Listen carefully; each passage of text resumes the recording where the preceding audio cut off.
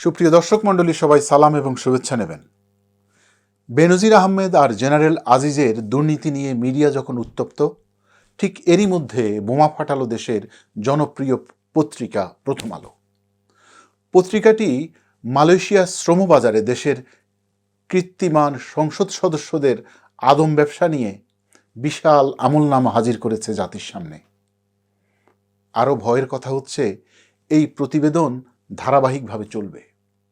প্রথম আলো যাদের আমলনামা জাতির সামনে উন্মোচন করেছেন, তারা কি এখন ওই নজিরবিহীন বেনজিরের মতো সুইট করে বলবেন কিসসা আভি ভি বাকি হ্যায়?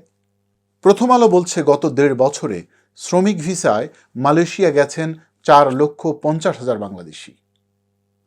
তাদের মালয়েশিয়া যাওয়ার সরকারি ব্যয় ধরা হয়েছে 79,990 টাকা। অথচ এক একজনের খরচ হয়েছে, মানে তারা আদায় করেছে 5,44,000 টাকা করে। অর্থাৎ সরকার নির্ধারিত অর্থের চাইতেও প্রত্যেক শ্রমিককে 4,64,010 টাকা বেশি দিতে হয়েছে। আমাদের দেশপ্রেমিক ক্ষমতাসীন সাংসদ মহোদয়গণের এবং তাদের সাথে সংশ্লিষ্টদের প্রতিষ্ঠানগুলো এই বাড়তি টাকা আদায় করেছে।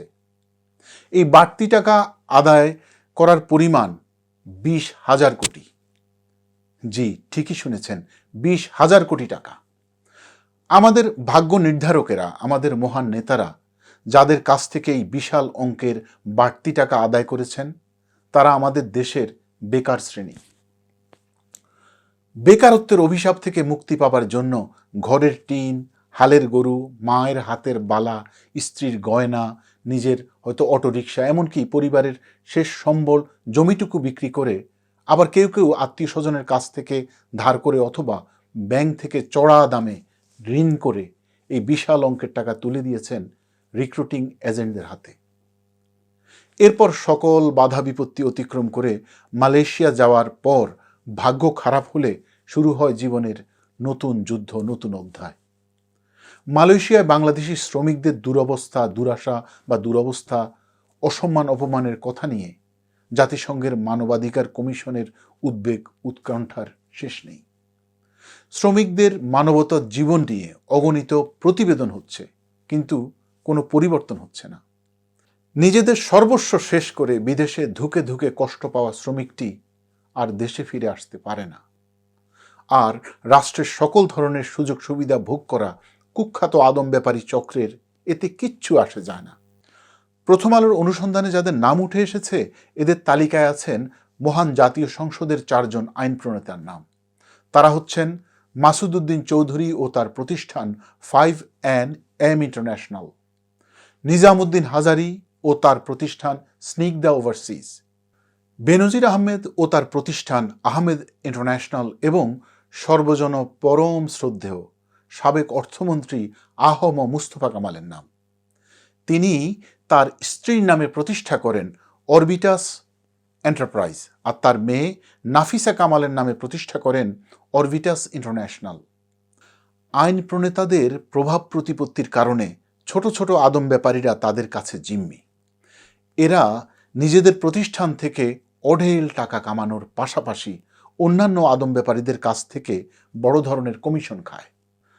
আর তাদের এই টাকার খেলার সকল অর্থের যোগান দিতে হয় দেশের গরিব বেকারদের, যারা বিদেশে যায় দুর্ভাগা শ্রমিক হিসেবে। আর তাদের সান্ত্বনা পুরস্কারের খেতাবের নাম রেখেছে রেমিটেন্স যোদ্ধা। আমাদের আহম মুস্তফা কামালের কথা আপনাদের অনেকেরই মনে থাকার কথা। তিনি অর্থমন্ত্রী থাকাকালীন সময়ে শারীরিক অসুস্থতার কারণে প্রায়ই মন্ত্রণালয়ে যেতেন না। তার সিগনেচারের জন্য অনেক প্রকল্প বন্ধ থাকত, অনেক বিদেশি মেহমানরা তার সাক্ষাৎ পেত না। সেসব হতে পারে মিডিয়ার প্রোপাগান্ডা, কিন্তু আদম ব্যবসার মতো কড়কড়ে টাকা কামানোর সময় তার সকল রোগ ব্যাধি উধাও হয়ে গেছে। তিনি আবার যুবক হয়ে উঠেছেন। তিনি মন্ত্রী থাকাকালীন সময়েও তার এই আদম ব্যবসার প্রতিষ্ঠান মহাসমারোহে ব্যবসা করেছে। আরও হতাশার কথা হচ্ছে, এই ব্যবসায় আওয়ামী লীগ, জাতীয় পার্টি সহ অন্যান্য দলের সবাই এই বেকারত্বের ঘোলা পানিতে কম বেশি মাছ শিকার করছেন। আপনারা নিশ্চয়ই অবগত আছেন, আমাদের একটি প্রবাসী কল্যাণ মন্ত্রণালয় আছে, এবং সেখানে একজন প্রতিমন্ত্রীও আছেন। তো যেখানে স্বয়ং অর্থমন্ত্রীর আদম ব্যবসা প্রতিষ্ঠান আর্থিক অনিয়মের সাথে জড়িত, সেখানে প্রতিমন্ত্রী তো অসহায়। প্রবাসী কল্যাণ মন্ত্রণালয়ের হিসেব অনুযায়ী মালয়েশিয়ায় 5,000 কর্মী বেকার জীবনযাপন করছে, এবং এই বেকাররা মালয়েশিয়াতে কিভাবে আছে, কি দুঃখে আছে, সেটা অবর্ণনীয়। তাদের মানবতার জীবনের এই যে গল্প শোনার সময় নাই কারো। মধ্যপ্রাচ্য এবং মালয়েশিয়ায় মানব সম্পদ রপ্তানির এই কাজটি এখন অনেক বড় চক্রের হাতে জিম্মি। জনগণের প্রতিনিধি হয়ে, প্রজাতন্ত্রের কর্মচারী হয়ে, দেশ এবং জাতির মাথা বিক্রি করে জনগণের সাথে বিশ্বাসঘাতকতা করার মতো জঘন্য কাজ আর কি হতে পারে? এরা সবাই শপথ করেছে এবং শপথ ভঙ্গ করেছে। আমাদের ভাগ্য ভালো আমরা তালেবানি শাসনে থাকি না। আমাদের ভাগ্য ভালো আমরা কিং জং উনের উত্তর কোরিয়ায় থাকি না। তাহলে আমাদের এই সকল বাহুবলী সাধু পুরুষদের বিনা বিচারে অনেক করুণ অবস্থায় দেখতে হতো।